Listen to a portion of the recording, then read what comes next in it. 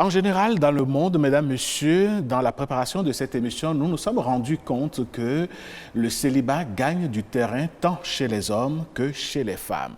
Dans notre société béninoise, en observant un tout petit peu autour de nous, on a beaucoup plus l'impression, et avec l'appui de quelques statistiques, que le phénomène frappe surtout les femmes qui connaissent un célibat prolongé.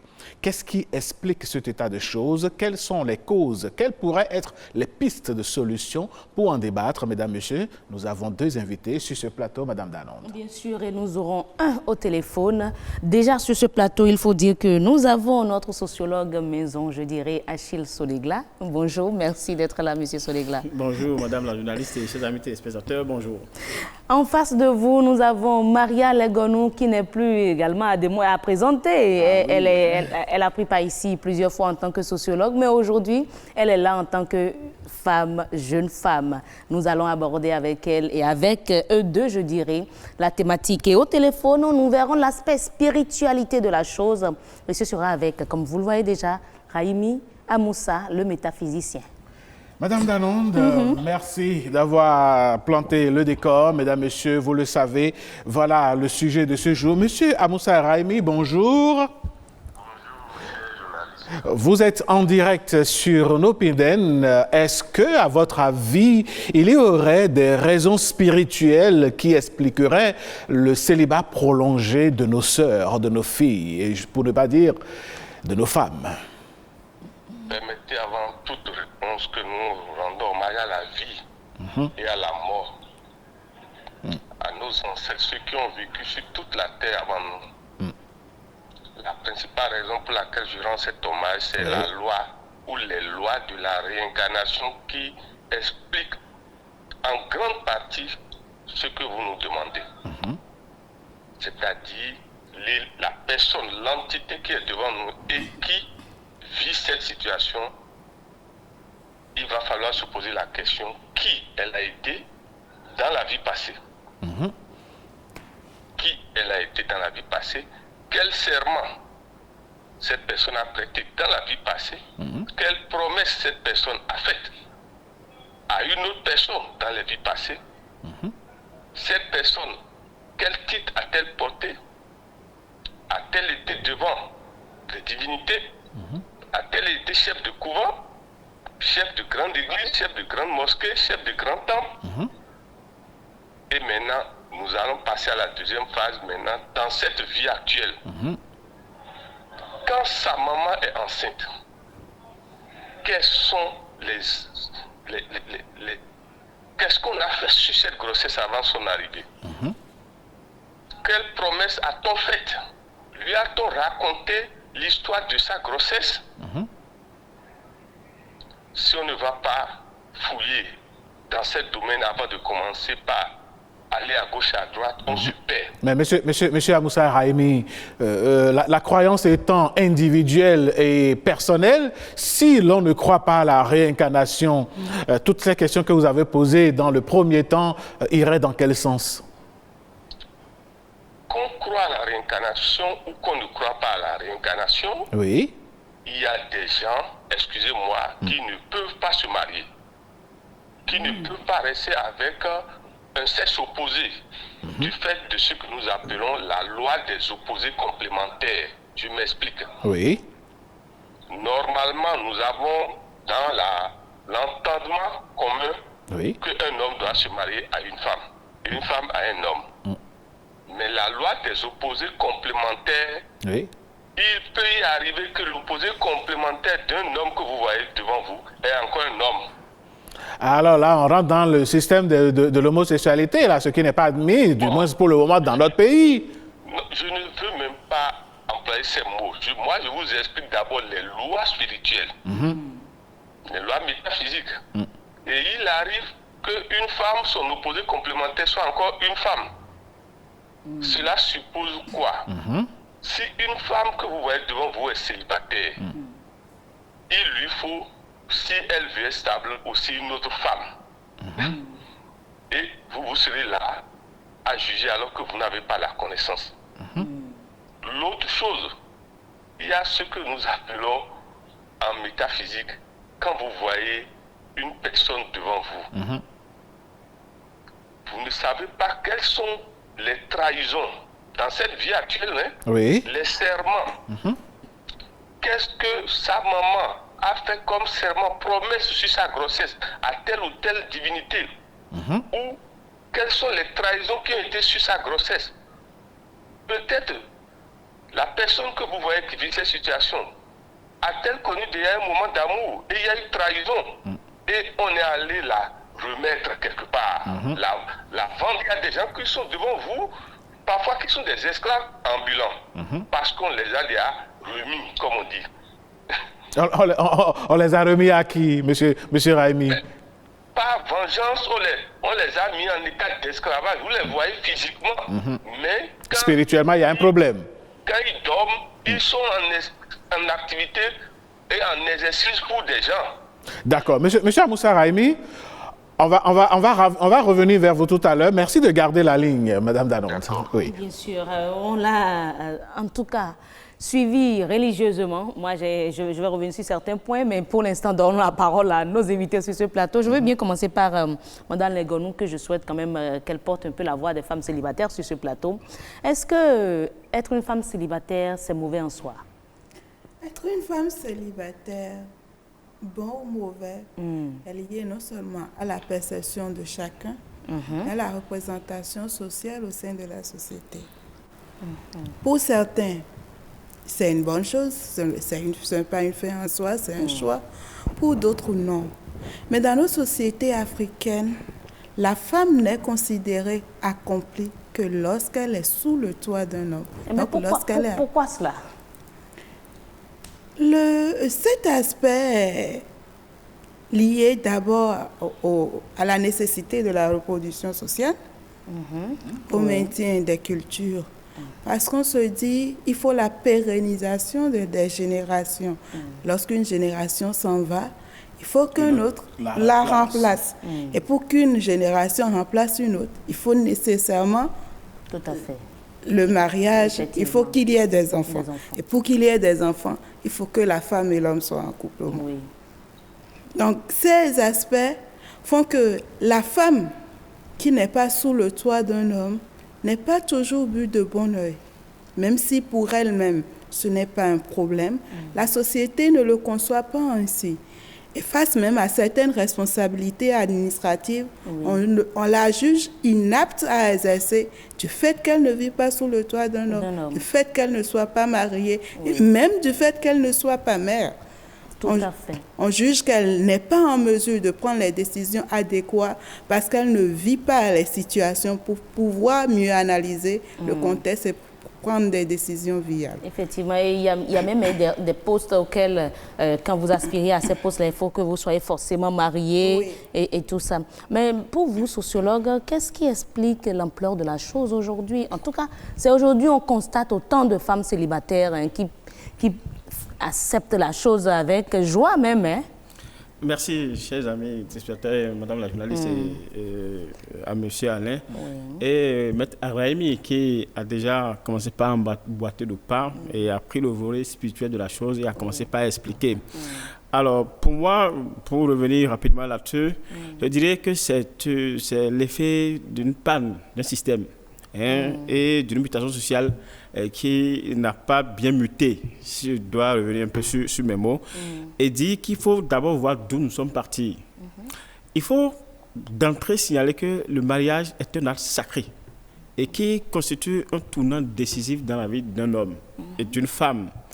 Et c'est pour cela que lorsque vous regardez le système auquel avaient évolué nos parents, c'était nos parents qui faisaient les démarches, qui portaient. C'est-à-dire, on te trouvait petit, tu n'avais pas là, se porter vers une femme. Non, c'était nos parents qui faisaient la démarche. Mais on a tout fait de constater que cette façon de faire a connu des failles. Parce qu'on estimait que, bon, on ne vivait pas l'amour, et puis bon, c'était enchâssé, et on ne prenait pas le temps. Comme une restriction des libertés. Voilà. Donc, et cela a conclu à une démocratisation du mariage. Donc, on a rendu libéral la chose. Et ça a changé de pan. Ce qui fait que, au lieu que ce soit des parents qui se portent vers des familles pour les négociations, pour faciliter cet échange, ce passage, on laisse maintenant la liberté à l'acteur même, c'est-à-dire l'homme et la femme, de s'entendre, de s'apprécier et de vivre l'amour. Mais il se fait que ce tournant, qui pour moi est une sorte de mutation sociale qui est en panne, ne se passe pas comme voulu. Parce que dans cette interaction qui doit se produire entre l'homme et la femme, pour que quelqu'un se décide, et on constate que beaucoup plus la femme tarde à se décider. Maître Amoussa Raimi avait commencé par expliquer un pan de la chose et qui relève de la vie sociale. Mais s'il faut reconnaître qu'il y a d'autres aspects de la chose et qui font que de plus en plus, ça touche la femme parce que oui, le regard est plus braqué sur la femme. Même si l'homme est dans un célibat prolongé, ça ne se sent pas vite. Il paraît même que selon les chiffres, c'est beaucoup plus les hommes qui sont concernés. Qui sont concernés alors que, mais lorsqu'une femme, on comprend, mais qu'est-ce qui se passe, mais pourquoi? Alors que, attention, il y a des hommes qui vivent ce célibat prolongé et qui sont même les plus concernés. Et donc, pour moi, il faut voir ces causes sur plusieurs angles. L'aspect spirituel, M. Raimi l'a dit tout à l'heure, il y a l'aspect économique, il y a le fait même que des situations conflictuelles et que chacun d'une manière ou d'une autre ont vécu dans la société qui font que, oui, même si ce n'est pas une option, mais on constate qu'on est dans un célibat prolongé et qu'il faut vraiment... Docteur Legonou, dites-nous, on entend souvent dire que ce sont les femmes qui sont, pour employer l'expression populaire, qui sont trop allées à l'école, qui sont indépendantes, qui ont leur vie, qui ont leur boulot, qui ont de l'argent, qui se suffisent à elles-mêmes, qui font le tri pendant longtemps et qui finalement n'arrivent pas à trouver un bon élément. Est-ce que c'est vrai, cette ascension sociale? Ce n'est pas toujours vérifié. Il est vrai que le taux de femmes célibataires est beaucoup plus en hausse dans la catégorie des femmes. Parce que, entre-temps, nos sociétés tenaient compte de l'hypergamie masculine. Parce qu'on jugeait que c'est l'homme qui pourvoyait aux revenus du ménage. Donc, c'est à l'homme d'aller à l'école, d'avoir plus de diplômes.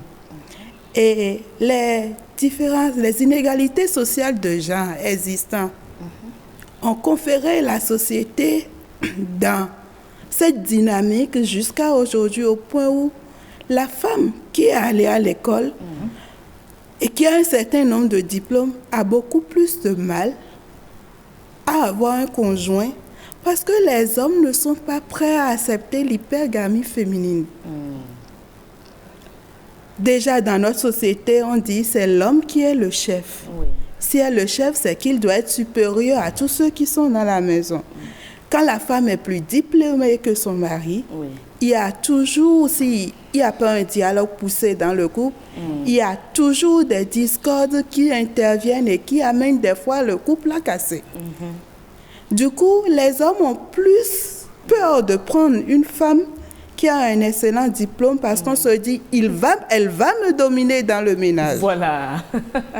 Du coup, malgré leur volonté de se mettre en couple, elles ont du mal à avoir un conjoint parce que, étant donné en discussion que l'homme conçoit qu'il a un diplôme supérieur, il préfère reculer. Mais est-ce qu'on peut dire que, par exemple, vous, c'est votre cas? Parce que vous êtes docteur, il n'y a pas encore un homme qui puisse accepter prendre une femme docteur sous son toit? S'il existe des hommes qui aiment et qui préféreraient même avoir des femmes intellectuelles, des femmes docteurs sur leur toit. Mais la précarité de l'emploi y est aussi pour beaucoup. D'accord. On va revenir sur les aspects externes, si j'ose dire. Après avoir suivi ces compatriotes, mesdames, messieurs, qui ont leur avis sur la question, et c'est Marcel Betaro qui les a interrogés. Ce qui cause, ce qui fait que les jeunes filles se marient tard, a priori, c'est l'argent. Elles veulent chercher leur propre gain avant de se lancer en mariage. En même temps, tu rencontres une femme, elle va commencer à te citer des charges. Mon portable, mon Android, je veux pas, je veux telle chose. Ma mère est morte, mon cousin est malade. Au lieu qu'elle sera une aide pour moi, pour m'aider dans mes entreprises, pour m'aider à évoluer, elle est devenue une charge. Alors tout le monde fait marche arrière. Et les femmes, elles n'ont plus d'hommes. Si ma soeur même 30 ans, 35 ans, 40 ans, avant de marier, ça c'est pas un problème. C'est bon. Parce qu'elle est sûre de son choix avant de rentrer dans ça. Souvent aussi, c'est des problèmes spirituels qui font que les femmes ne peuvent pas se marier vite jusqu'à ce qu'ils trouvent une solution spirituelle. Ça peut être aussi le problème d'ambition. Je vais finir ma carrière, je veux avoir ça, je veux avoir ceci avant de pouvoir me marier. Il n'y a pas d'âge pour le mariage. Il n'y a pas d'âge pour le mariage parce qu'on dit généralement quelque chose. Le but de toute chose, c'est la joie en fait. Quand ce pourquoi tu fais la chose, tu ne trouves plus de la joie, alors là pourquoi tu l'as fait? Juste pour la forme, juste pour impressionner? Mais ça ne doit pas être forcément ça. Mais il faut qu'on puisse réellement savoir ce que nous recherchons parce que de l'autre côté, les gens racontent beaucoup de choses. Oui, si on ne se marie pas vite, c'est parce qu'on veut faire ce qu'on veut et tout. Mais c'est eux autres qui disent ça. Chacun a sa façon de voir les choses dans la vie. Et c'est ça qui est important. Il y a quelque chose qu'on appelle le gourmet. Si quelqu'un, comme on dit, a eu un gourmet d'une manière donnée, et puis avoir peur de se remettre dans une relation. Eh bien, voilà, c'était l'avis de quelques citoyens. J'ai bien envie de demander au docteur Legonou ce que vous pensez des interventions des compatriotes. Comme je l'ai dit, chaque femme, chaque être humain a sa perception du célibat. Ça varie d'une personne à une autre. Mais les sociétés dans lesquelles nous vivons en Afrique perçoivent le célibat féminin comme mauvais. D'accord. Mais dans les interventions, il y a un citoyen qui dit, mais au lieu d'être une aide, elle devient une charge et que c'est ce qui repousse parfois les hommes à s'engager. Effectivement, dans nos sociétés traditionnelles, les tâches vouées à la femme sont celles de la reproduction, surtout de l'éducation des enfants. En quoi elle est une charge si on doit conférer le devoir masculin selon nos sociétés traditionnelles? La femme est une charge économique pour l'homme. Parce que les activités traditionnelles... Depuis les temps, les activités traditionnelles auxquelles elle est confrontée, auxquelles elle est assignée, ne sont pas rémunérées. Même si ça la fait dépenser du temps et de l'énergie comme l'homme, les activités traditionnelles auxquelles la femme est enseignée ne sont pas rémunérées. Donc, du point de vue économique, une femme qui ne fait rien, qui est dans un système traditionnel établi, est une charge économique pour son époux. Et même sa famille est une charge économique parce qu'il est dit que l'enfant doit subvenir aux besoins de ses parents à un certain moment donné quand ils sont dans l'incapacité. Donc, les charges qui lui reviennent du côté familial reviennent automatiquement à l'homme. D'accord. Votre avis après avoir suivi les citoyens? Oui, ça résume un peu ce qu'on a commencé par dire. Il faut reconnaître que de plus en plus, il y a des femmes libérales et qui font de ce choix un modèle de vie. Et on doit accepter aujourd'hui que ce modèle de vie évolue à contagion dans la société aujourd'hui. Je vous donne l'exemple. À contagion. À contagion. Lorsque vous avez une tante, une cousine qui a fait de ce choix un modèle de vie et qui dit, écoutez, moi, j'ai commencé l'aventure, j'ai une déception, et puis bon, vous voyez, ça c'est à quoi d'être sur le toit d'un homme, et puis bon, et qui se montre épanouie, une femme épanouie. Vous voyez, cette dame constitue déjà un modèle pour les jeunes sœurs de sa famille. Et de plus en plus, il y a de ces femmes qui sont dans la société et qui propagent, bon, cette mauvaise ou bonne nouvelle. Et c'est ça qui fait même que de plus en plus, vous allez constater qu'il y a de femmes célibataires, c'est-à-dire des mères célibataires. Parce que le mariage, tel que consacré, Mme Legonou l'a dit tout à l'heure, on concède la femme comme une charge, et puis bon, et puis les hommes aussi, dans nos comportements, dans nos habitudes, on pense que bon, lorsque la femme vient, et prata. Donc, l'ensemble de ces aspects, et ajouté à ce que les téléspectateurs ont dit, justifie le fait que de plus en plus, il y a de ces femmes célibataires qui dominent dans nos sociétés. Monsieur Amoussa Raimi, vous avez suivi la Vox Pop, mais au-delà de tout ça, moi j'ai bien envie de vous poser cette question. Est-ce que le célibat prolongé de certaines femmes n'est pas aussi du fait de certains hommes qui ne veulent rien faire, mais qui se positionnent comme des profiteurs des femmes ayant une bonne situation, par exemple, au-delà de tout aspect spirituel de la chose?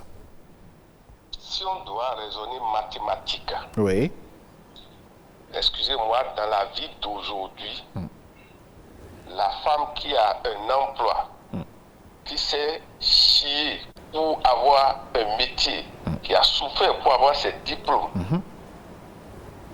si vous ne savez pas faire appel à ce que nous appelons la diplomatie de gestion du foyer, vous ne pouvez pas rester avec ces femmes longtemps. Parce que remarquez que dans la plupart des foyers où la femme reste malgré tout ce qu'elle subit, c'est l'homme qui participe en pourcentage élevé aux moyens. Mais quand la femme a son indépendance financière, il n'y a rien de gris-gris, ni de ministère, ni de métaphysique, là, rien. Il faut être un homme, ou bien il faut être une femme souple pour garder pareille personne. Maintenant, au-delà de ça, quand vous avez une femme qui réfléchit trop et qui ne sait pas se taire sur ce que nous appelons les défauts de l'autre, elle ne peut pas garder un homme longtemps. Ah ouais? Oui. Mais quand... Oui, allez-y. Vous savez, quand on réfléchit trop, on ne peut pas rester dans le foyer. C'est celui qui sait se taire parfois, qui sait accepter le sacrifice, qui reste dans le foyer. Oui, mais monsieur Amoussa Raimi, je ne veux pas être péremptoire, mais quand on sait que la plupart du temps de nos grands-parents, nos parents en venant à nous, on dit que bon, quand l'homme parle, c'est la femme qui parle beaucoup plus avant que l'homme ne dise un mot, elle en a déjà dit 20. Quand c'est comme ça, comment pensez-vous pouvoir faire pour que les femmes se taisent, comme vous préconisez? Nous ne demandons pas que les femmes se taisent. D'accord. C'est même dangereux qu'ici, dans un foyer, votre femme ne participe pas par ce qui lui fait mal en l'extériorisant. D'accord. Ce que je veux dire, permettez que je le dise par rapport même à mon expérience, à la fois en métaphysique et dans la vie. Allez-y. De tous les jours, c'est quoi? Remarquez qu'il y a des femmes qui sont marquées par ce que nous appelons l'empreinte ombilicale. Qu'est-ce que c'est l'empreinte ombilicale? Mon frère, avant de rentrer en couple, observez comment la maman de la femme que vous êtes en train d'aimer a vécu. Ah, d'accord. Souvent, ça suit la femme ou ça suit l'homme. Vous allez remarquer, si vous voulez, faites cette enquête. Oui. La mère qui est restée dans le foyer jusqu'à mourir, jusqu'à vieillir, vous verrez que ces enfants aussi, Dieu leur donne ce que nous appelons cette grâce-là. Ils trouvent encore ce foyer et restent là. L'autre chose, il y a de ces nombres, quand vous êtes marqué par ces nombres, vous ne pouvez pas vivre ensemble en couple dans le même territoire. Ah oui? Et c'est ça que nous allons demander à nos sœurs célibataires, de reconnaître cette qualité-là et de ne pas croire qu'elles sont maudites, non. C'est quoi ces nombres? Que viennent chercher les nombres ici et comment les déterminer? Si vous voulez faire enquête sur les femmes qui ont plusieurs fois le nombre 5, surtout dans le millésime, c'est-à-dire, quand on dit millésime, les deux derniers nombres à droite de l'année de naissance, surtout à la fin, là. C'est difficilement que cette catégorie de femmes peuvent rester dans un foyer avec le même homme sur le même territoire. C'est pas que la nature les a maudits. Non, il faut que l'homme soit éloigné ou la femme soit éloignée et qu'il y ait des moments de rencontre. Oui, mais si le couple est appelé à vivre ensemble tous les jours et que vous les éloignez, les religieux, je dirais les chrétiens, vous diront, ne séparez pas ce que Dieu a uni. Non, Dieu n'a pas dit que tout le monde sera marié. C'est faux. D'accord. Non. Mon frère, à l'heure où nous sommes, il ne faut plus oublier. Tout le monde n'est pas fait pour se marier. Tout le monde n'est pas fait pour rester dans le foyer. C'est faux. Il faut savoir s'accepter. Et si on veut réellement, le foyer, c'est un genre d'engagement et de sacrifice dès le départ. Il y a des gens, ne leur demandez pas et ne les forcez pas à vivre ensemble avec un homme sur le même territoire tout le temps. Il vaut mieux ne pas les forcer.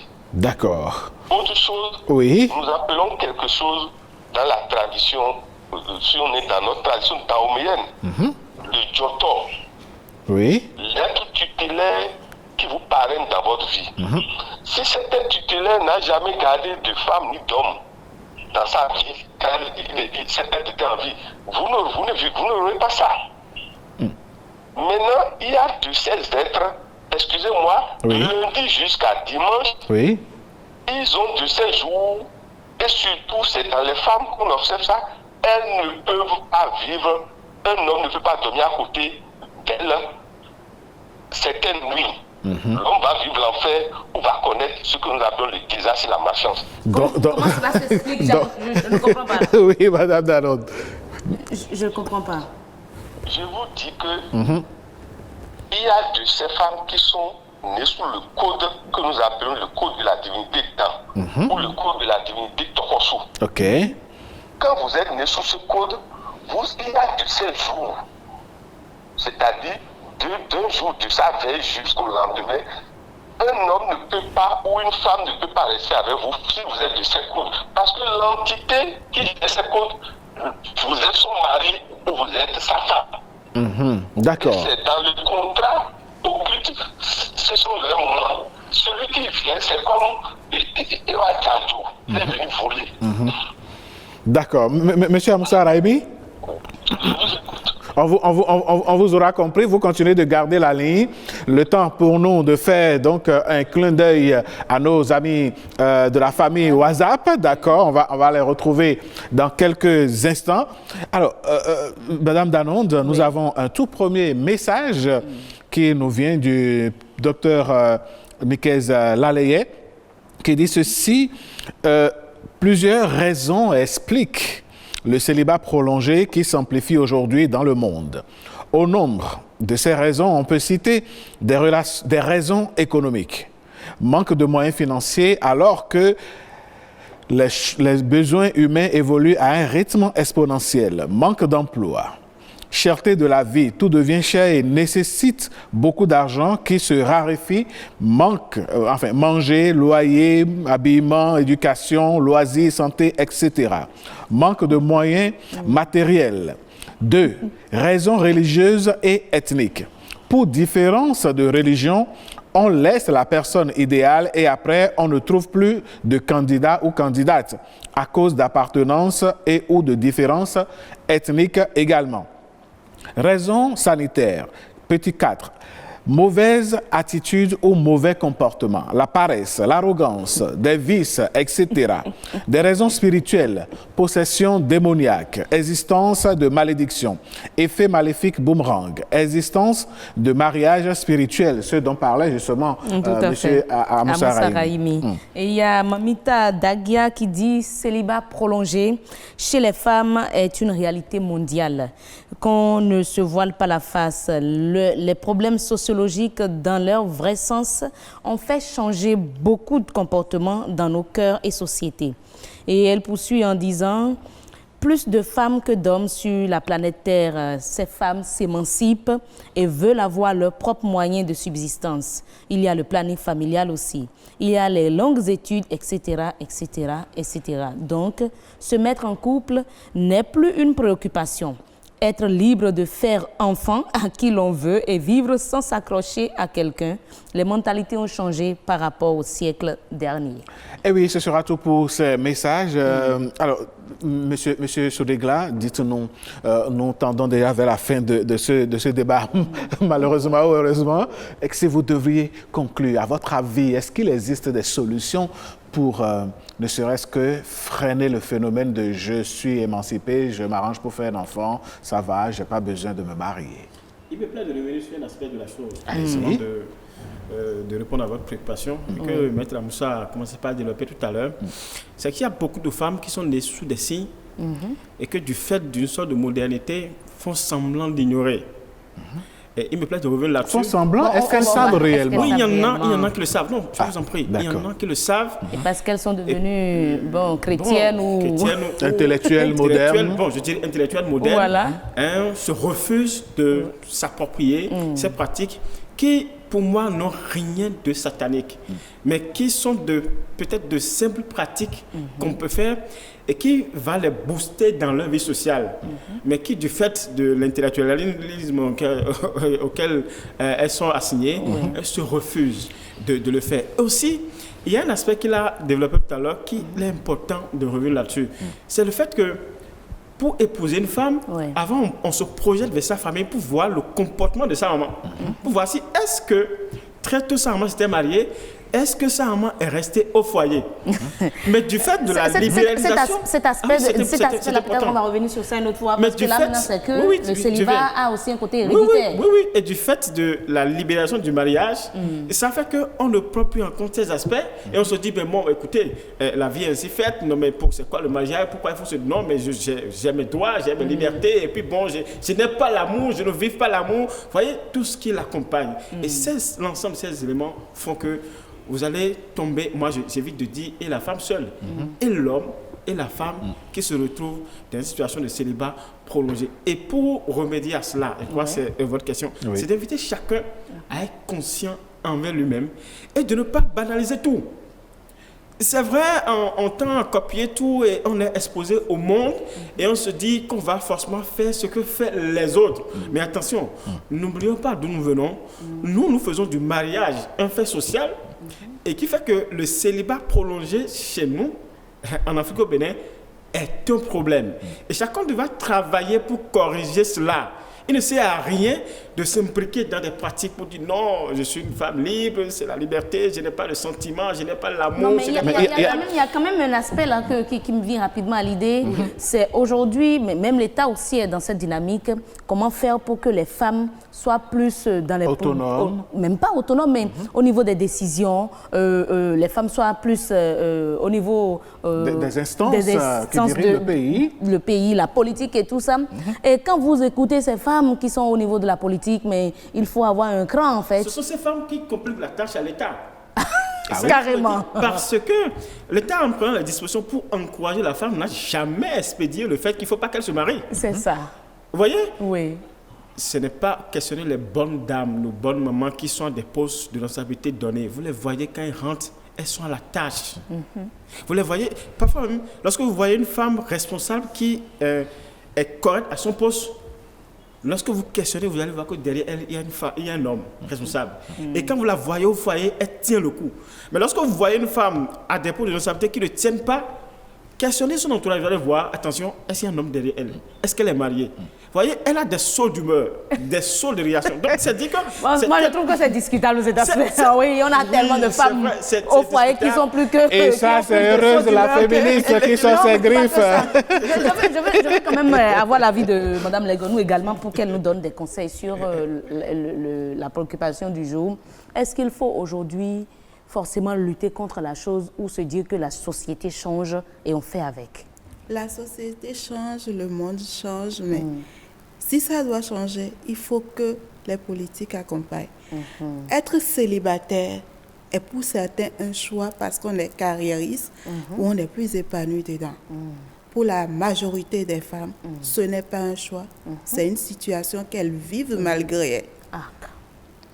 Parce que tant que les consciences ne prendront pas en compte le fait qu'une femme hautement diplômée n'est pas avouée à dominer son mari ou à être autoritaire dans le foyer, le problème va se poser. De l'autre côté, il est important que l'État accompagne parce que la femme qui a certains postes de responsabilité a aussi des charges à la maison. Juguler les postes de responsabilité et les charges à la maison n'est jamais facile si on n'y met pas une politique. Vraiment. Et c'est d'ailleurs les raisons pour lesquelles les femmes carriéristes préfèrent rester célibataires de choix et s'occuper de leur carrière. Parce que l'enfant de demain est ce qu'il est demain, déjà dans ce qu'il est quand il est petit dans son foyer, dans la famille.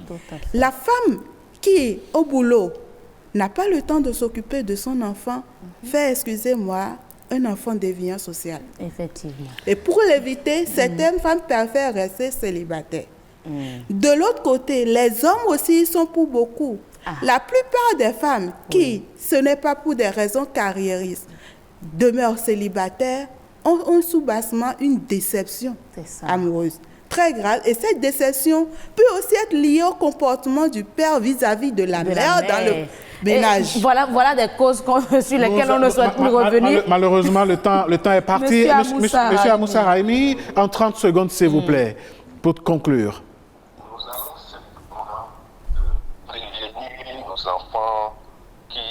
aujourd'hui sont en train de naître, puisque nous avons le temps maintenant de mieux les éduquer par rapport à la connaissance que nous avons de la vie et de l'univers.